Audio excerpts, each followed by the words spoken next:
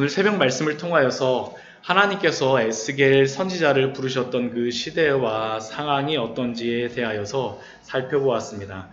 에스겔 선지자가 붙잡혔던 그 시대는 바벨론의 포로로 잡혀였던 그 시대였었고, 또한 그가 있었던 그 장소는 예루살렘 땅이 아니라 갈대아 땅 그발 강가에 이 에스겔 선지자가 부름을 받았습니다. 이렇게 에스겔 선지자뿐만 아니라 이스라엘 백성들도 이렇게 포로로 잡혀왔을 때 그들에게는 많은 질문이 있을 수밖에 없었습니다. 오늘 새벽에 나누었던 것과 같이 우리가 이곳에 있는데 하나님 우리에게 관심이 있으신 건가? 하나님이 정말로 살아계신 건가? 우리를 바벨론에서 구해주지 못하신 하나님이 우리에게 정말로 필요할까?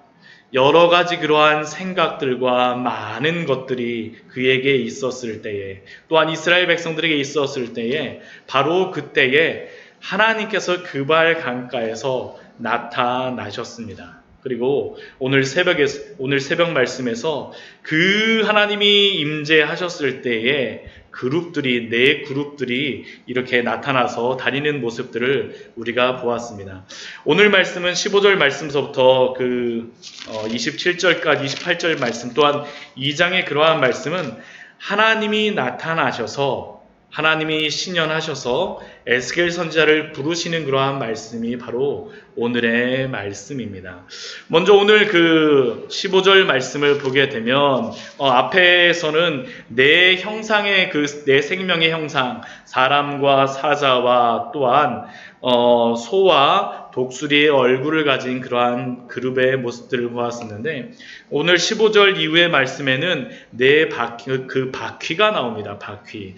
그 바퀴 안에 바퀴가 있었다라고 16절 말씀에는 이야기하는데, 이 그 생명의 형상을 따라, 그룹을 따라 다니는 그러한 바퀴가 그렇게 있었음을 우리에게 알려줍니다. 그리고 이 바퀴에는 또한 18절 말씀을 보게 되면 눈이 가득하다라고 에스겔 선지자는 묘사하고 있습니다. 그래서 이것을 해석하기를 많은 사람들이 하나님의 그러한 눈이 이곳저곳을 살펴보시고, 또한 이 세상을 바퀴로서 이렇게 갈 때마다 움직이는 것과 같이 하나님이 이 땅을 운행하신다라고 그렇게 해석을 하기도 합니다.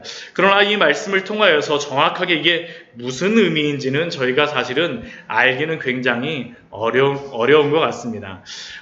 그러나 이러한 말씀을 통하여서 계속적으로 우리에게 알려주시는 한 가지가 있습니다. 그게 무엇이냐면 20절 말씀에 보게 되면 영이 어느 쪽으로 가면 생물들도 영이 하는 곳으로 가고 바퀴들도 그곳에 들리니, 에스겔 선지자는 영이 그곳에 임하여 있는 것을 보았음을 우리에게 알려줍니다. 또한 이 영과 함께 그가 발견하였던 것은 무엇이냐면 22절 말씀에 보게 되면 궁창의 형상을 보았다라고 이야기하고, 또한 그 궁창 밑에 생물들이 이렇게 많은 날개짓을 할 때 많은 물소리와 같고, 젖는 자의 음성과 같고, 떠드는 소리와 같고, 곧 군대의 소리와 같다라고 이야기를 합니다. 그런데 이렇게 나타나 있던 그러한 모습이 무엇이겠습니까? 그것은 다른 것이 아니라 하나님이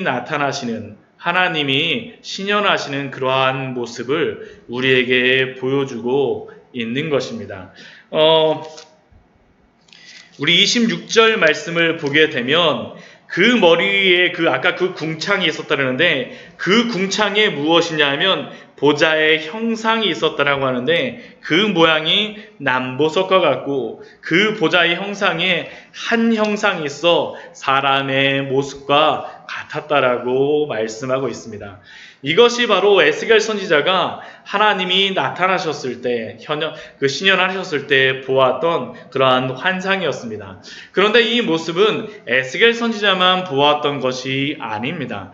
요한계시록을 보게 되면 사도 요한도 이것과 동일한 모습을 봅니다. 우리 요한계시록 말씀 한번 찾아보도록 하겠습니다.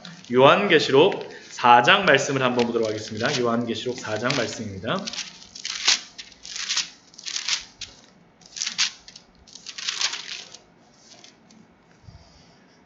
요한계시록 4장 1절서부터 3절까지의 말씀을 같이 한번 보도록 하겠습니다. 요한계시록 4장 1절 말씀부터 3절까지의 말씀입니다. 이후에 내가 보니 하늘에 열린 문이 있는데 내가 들은 바 처음에 내게 말하던 나팔소리 같은 그 음성이 이르되 이리로 올라오라. 이후에 마땅히 일어날 일들을 내가 내게 보이리라 하시더라. 내가 곧 성령에 감동되었더니 보라, 하늘에 보좌를 베풀었고 그 보좌 위에 앉으신 이가 있는데 앉으신 이의 모양이 벽옥과 홍보석과 같고 또 무지개가 있어 그 보좌를 둘렸는데 그 모양이 녹버섯 같더라. 오늘 말씀을 보게 되면 이 말씀과 거의 유사한 그러한 말씀이 나오고 있습니다. 우리 26절 말씀에 보게 되면 그 앞부분에 보게 되면 궁창이 있고 그 보좌 위에 궁창의 모습이 있고 궁창이 있고 또한 거기에 보좌의 형상이 있었다라고 하고 그 모양이 남보석 같다라고 이야기를 하고 또한 28절 말씀을 보게 되면 그 사방의 광채의 모양은 비 오는 날 구름에 있는 무지개 같으니 아까 우리가 요한계시록 말씀에 보았을 때에도 거의 유사한 그러한 모습을 우리에게 알려주고 있습니다. 그런데 이것이 무엇이라고 에스겔 선지자는 28절 말씀에서 우리에게 알려주냐 하면 이는 여호와의 형상의 모양이다 라고 우리에게 알려주고 있습니다. 사도 요한이 하나님의 영광의 보좌를 보았던 것처럼 에스겔 선지자도 지금 하나님의 그 영광을 보고 있는 것입니다. 그리고 그 영광 중에 하나님의 음성을 들었습니다. 우리 18절 그 뒤에 보게 되면 내가 보고 엎드려 말씀하시는 이의 음성을 들으니라. 하나님의 그 영광의 형상을 보자 그 에스겔 선지자는 하나님의 그 영광 앞에 서 있지 못하였던 것 같습니다. 저항하지 못하고 엎드려져서 하나님의 음성을 들을 수밖에 없는 그러한 상황. 그때 하나님께서 오늘 2장 말씀에 보게 되면 이렇게 말씀하십니다. 2장 1절 말씀을 보게 되면 인자야 내 발로 일어서라. 내가 내게 말하리라. 하나님께서는 에스겔에게 인자야라고 말씀하시면서 사람의 아들이죠. 사람의 아들. 사람의 아들아, 내 발로 일어서라라고 하나님께서 말씀하십니다. 이 인자라는 그러한 의미는 다른 의미가 아닙니다. 사람의 아들. 하나님과 그러한 에스겔 사이의 그러한 차이를 알려주시는 것이죠. 그는 그발 강가에 포로로 잡혀와 있는 무기력한 상황 속에 있는 한낱 무기력한 한 사람의 아들이었습니다. 어찌 보면 그는 앞에서 우리 1장 우리 뒤에 28절 말씀에 보았던 것 같이 그는 죽어있는 자와 같고 마른 뼈와 같은 자였습니다. 그런데 그러한 자에게 하나님이 뭐라고 말씀하시냐면 인자야 내 발로 일어서라 명령하셨습니다. 그런데 이 에스겔 선지자는 그때 일어날 수가 없었던 것 같습니다. 쉽게 일어나지 못했던 것 같습니다. 그때 2절 말씀을 보게 되면 그 에스겔 선지자가 제대로 일어나지 못하니까 그 영이 내게 임하사 나를 일으켜 내 발로 세우시기로 하나님의 영이 에스겔 선지자에게 임함으로 말미암아 그를 일으켜 세우셨습니다. 이 모습은 에스겔 37장의 모습을 우리에게 떠올리게 합니다. 에스겔 37장의 그러한 예언의 그러한 말씀이 무엇입니까? 잠깐 다 보진 않겠지만 에스겔 37장 말씀을 보게 되면 그 마른 뼈에 대한 그러한 비유가 나와 있는 그 마른 뼈에 대한 그러한 환성이 나와 있는 그러한 말씀입니다. 온 골짜기에 마른 뼈가 가득히 있을 때에 그 마른 뼈가 일어나는 방법이 무엇이었습니까? 에스겔 선지자를 통하여서 하나님의 말씀을 대언하라고 이야기하죠. 대언하라고. 그 에스겔 선지자가 하나님의 말씀을 대언했을 때 어떤 일이 벌어지게 됩니까? 이 뼈 저 뼈가 들어맞아서 뼈들이 서로 연결되었다라고 말씀합니다. 그러나 그렇게 이 뼈 저 뼈가 들어맞아서 그 연결되어졌었지만 그 위에 힘줄도 생기고 살도 오르고 가죽도 덮였었지만 한 가지 부족한 것이 있었습니다. 그것이 무엇입니까? 생기가 없었죠. 생기가. 근데 그때 하나님께서 에스겔 선지자에게 생기가 그들의 안에 들어가라고 이야기했을 때 하나님의 생기가 들어가니까 어떻게 됩니까? 그것이 극히 큰 군대를 이루었다라고 에스겔서 37장 말씀에서 우리에게 알려주고 있습니다. 흡사 오늘 2절 말씀에서 이 말씀은 어떤 의미겠습니까? 지금 에스겔 선지자도 마른 뼈와 같이 널브러져 있는 거죠. 마른 뼈와 같이 널브러져 있는 그 에스겔 선지자에게 하나님 앞에서 일어날 수 없고 스스로를 마음대로 움직일 수 없는 그 에스겔 선지자에게 하나님의 영이 그에게 임하셔서 하나님의 생기가 그에게 임하심으로 말미암아 그를 일으켜 세우시고 그를 하나님의 선지자로 부르시는 겁니다. 하나님이 에스겔 선지자를 살리시는 겁니다. 하나님의 일을 하기 전에 하나님의 선지자를 살리심으로 말미암아 이 에스겔 선지자를 살림으로 말미암아 그 다음에 어떤 일들이 벌어지는 겁니까? 이스라엘 백성들을 부르는 일들이 그 다음에 벌어지는 겁니다. 먼저 에스겔 선지자를 이렇게 세우시는 모습을 통하여서 이후에 이스라엘 백성들을 다시 마른 뼈와 같은 그러한 이스라엘 백성들을 세우시는 모습이 바로 오늘의 말씀입니다. 이 생기가 들어감으로 말미암아 어떤 일이 벌어졌습니까? 우리 창세기 2장 7절 말씀에 볼 때에도 하나님께서 흙으로 빚으시고 나서 사람으로 만드실 때 어떻게 하십니까? 생기를 불어 넣으심에 사람이 되었던 것처럼 죽었던 사람과 같은 사람들이 마른 뼈와 같은 사람들이 살아나는 것입니다. 하나님이 살리시는 것이죠. 오늘 이 1절과 2절의 말씀을 통하여서 하나님이 하시는 것이 무엇이겠습니까? 하나님이 죽어있는 그러한 영혼들을 살리신다라는 것을 의미합니다. 우리가 살아나는 것도 동일합니다.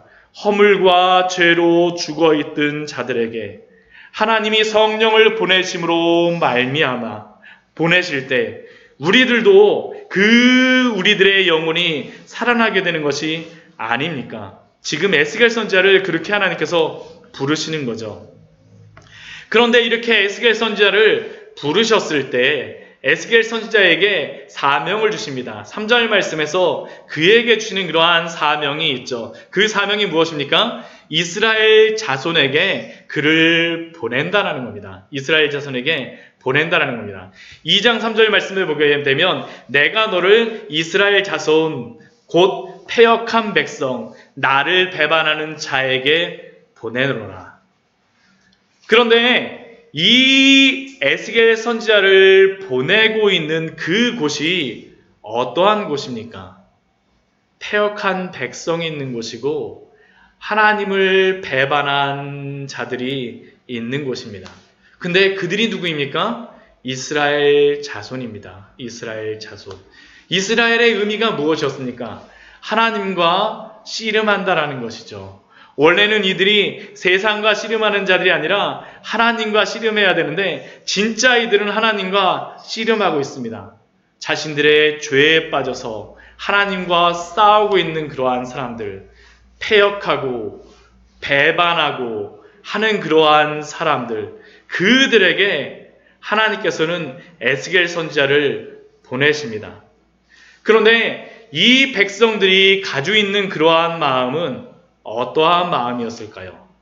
우리가 오늘 새벽에서도 보았었지만 이들이 하나님께 대하여서 가지고 있는 그러한 그 원망이 무엇이었습니까? 왜 하나님이 우리를 멸망하게 하시고 왜 이 포로로 삼아서 이 바벨론 땅 그발강가까지 우리를 붙잡아 오셨는가라는 그러한 질문이었었죠. 근데 그러한 질문에 대하여서 하나님이 대답하시는 것이 무엇이겠습니까? 바로 너희의 죄 때문이라는 겁니다. 너희의 죄 때문.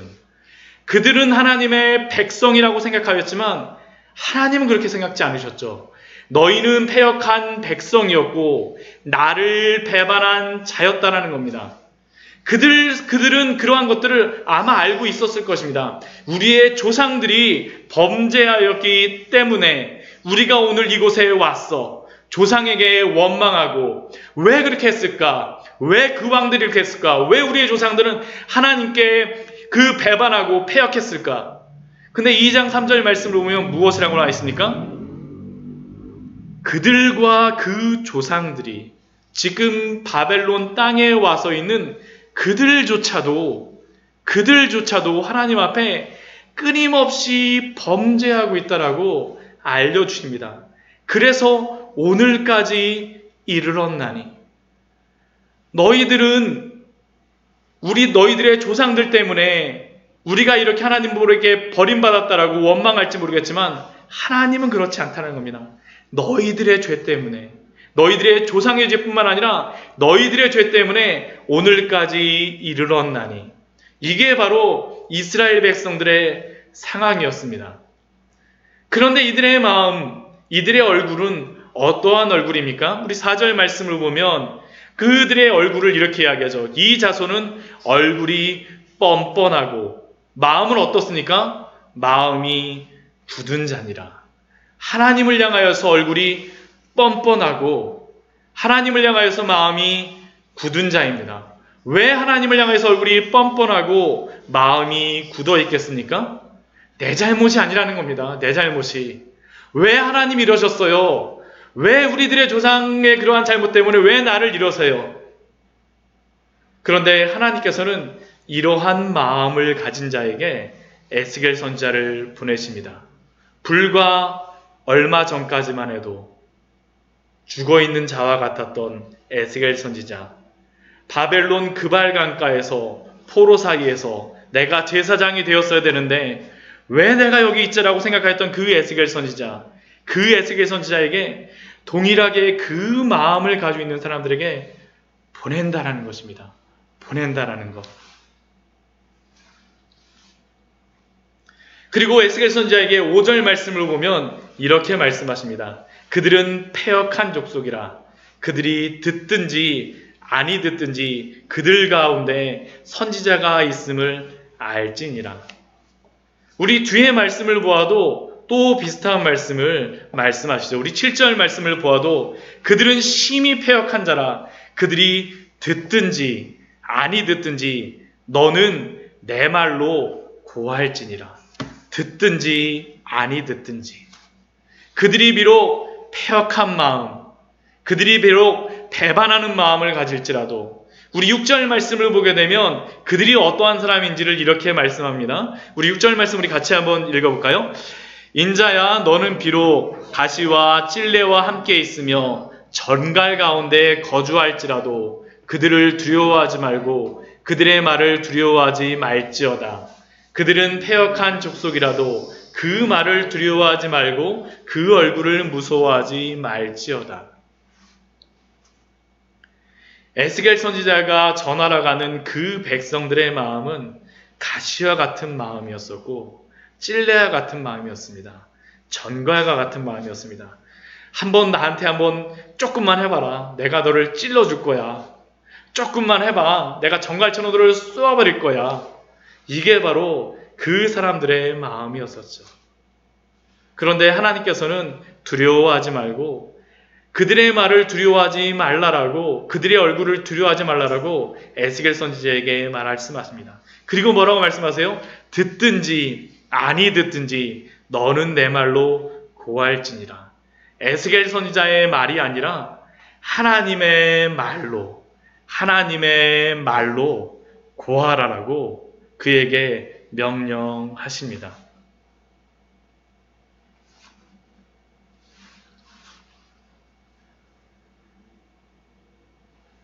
그리고 또 하나님께서 이 패역한 그 8절 말씀을 보면 하나님께서 그러나 그들에게 나아갈 때 그 마음이 어떠한 마음이어야 되는지를 또한 알려주십니다. 너 인자야 내가 내게 이르는 말을 듣고 그 패역한 족속같이 패역하지 말고. 비록 에스겔 선지자가 하나님의 말씀을 전할 때 가시와 찔레와 정갈 같을지라도 그들의 마음과 똑같이 하지 말고 그들이 패역하더라 해서 너도 패역하게 하지 말고 그렇게 동일하게 대응하지 말라라는 겁니다. 흡사 우리가 마태복음 5장에서 예수님께서 내 이웃을 사랑하고 내 원수를 미워하였다라고 세상 사람들은 이야기할지 모르지만 예수님께서 뭐라고 말씀하십니까? 너희 원수를 사랑하며 너희를 박해하는 자를 위하여서 기도하라고 말씀하셨던 것처럼 지금 하나님께서는 에스겔 선지자에게 그 패역한 족속에게 동일하게 패역하게 행하지 말고 하나님의 그러한 마음으로 가라는 것입니다. 그리고 그에게 먹을 것을 한 가지를 말씀해 주십니다. 그 먹을 것이 무엇입니까?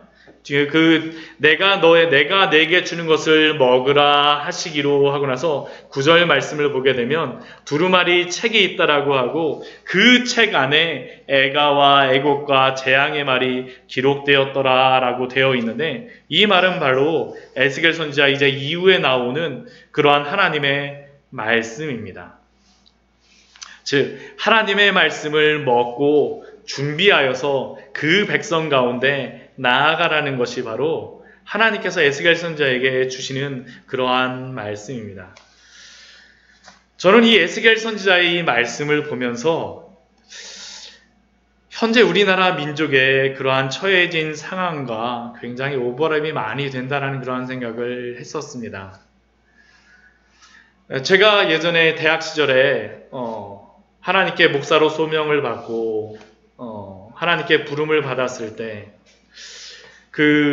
미국에 갈 기회가 있었습니다. 전에 한번 말씀드리기도 했었지만 그때가 바로 IMF 때였었는데 근데 그곳에 가서 제가 기도하고 하나님에 대한 소명을 발견하기 위하여서 갔었는데 그곳에 가서 제가 깨닫게 되어졌던 건 무엇이냐 하면 우리 민족을 향하여서 기도할 때마다 우리 민족의 아픔이 정말로 저의 가슴에 절절히 와서 막 박히더라고요. 기도하게 하시고 또한 그 IMF의 그러한 상황들 속에서 제가 비록 그쪽에서 청소를 하면서 고생 아닌 고생을 했었지만 이 민족을 향하여서 기도할 때 정말 우리 민족을 하나님께서 세워주시기를 얼마나 간절히 기도하였었는지 그 IMF 시대에 그러한 여러 가지 환난과 고난 속에 있었던 그러한 모습들 어쩌면 요즘 우리나라가 처하여 있는 그러한 상황도 비슷하다라는 그러한 생각을 하게 되었습니다.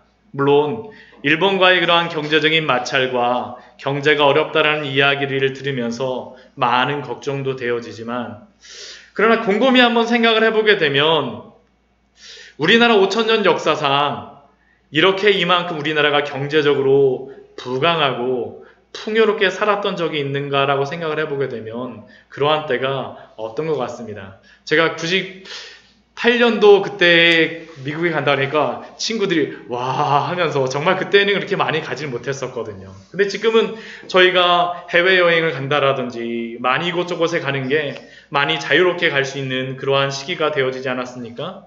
전 세계적으로 봐도 우리나라의 가장 전 세계에서 전자회사 중에서는 가장 크다라고 하는 회사들이 있고 또한 자동차 회사도 굉장히 큰 회사가 우리나라 안에 있습니다.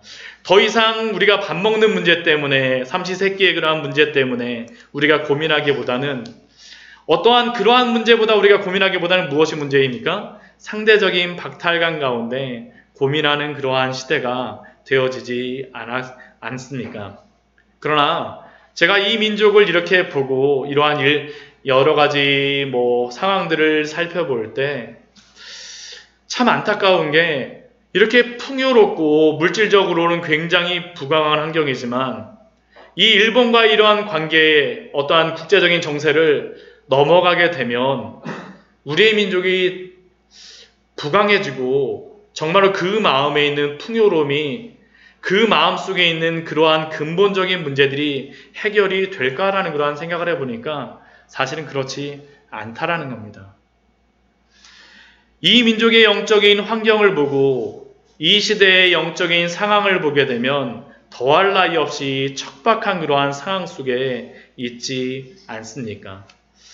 어찌 보면 하나님의 복음에 대하여서 오늘 말씀에 보았던 것 같이 하나님의 복음에 대하여서 뻔뻔하고 마음이 굳어져 있는 시대, 전 세계에서 가장 많이 모이는 그러한 교회가 있다라고 하고 또한 엄청나게 큰 교회 건물이 있다라고 하지만 참된 하나님에 대한 그러한 믿음과 또한 복음의 열정보다는 단순히 신앙생활을 하고 있는 것으로서만 만족하고 있는 듯한 이 민족의 그러한 교회들을 보면서 어찌 보면 에스겔 선지자에게 하나님이 임하셨던 그 바벨론 그 급발강과 별다를 것이 없지 않나라는 그러한 생각을 하였습니다.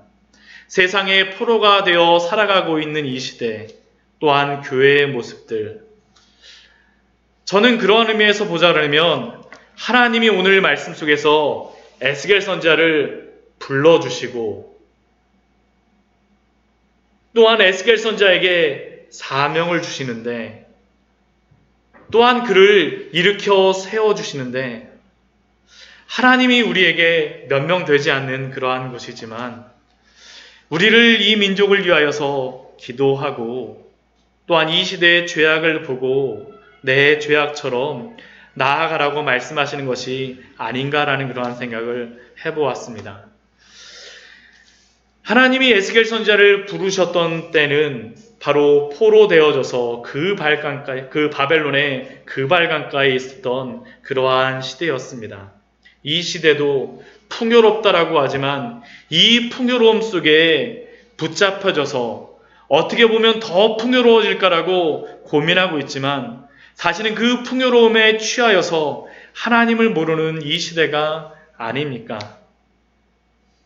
하나님이 우리에게 무엇이라고 말씀하실까요?